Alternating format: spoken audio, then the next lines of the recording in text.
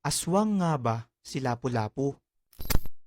Mga kaibigan, noong April 27, 1521 ay naganap ang The Battle of Mactan na pinamunuhan ng pinakaunang bayani ng Pilipinas na si Lapu-Lapu laban sa hukbo ng mga Espanyol sa pamumuno naman ni Ferdinand Magellan.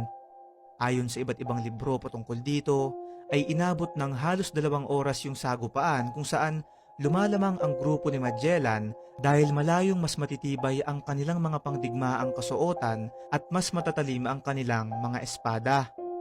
Ngayon, ayon sa Philippine mythology, the Aswang phenomenon ay may ibang bersyon daw ang kwentong ito.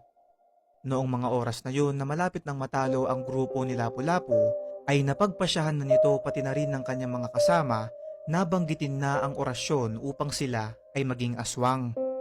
Nagtaka at natakot ang grupo ni Magellan sa kanilang nakita dahil bigla na lang naging mas malakas at mabilis ang kampo ni Lapu-Lapu na dahilan upang maipanalo nila ang labanang to at mapatay si Ferdinand Magellan. Ang bersyon na to ay hindi nila sinasabi sa paaralan dahil baka magbigay takot sa mga bata, ngunit ayon sa ilang historiador ay ito raw ang tunay na nangyari sa The Battle of Mactan na itinatago lamang sa mga Pilipino upang protektahan ang lahi ng mga aswang dito sa Pilipinas.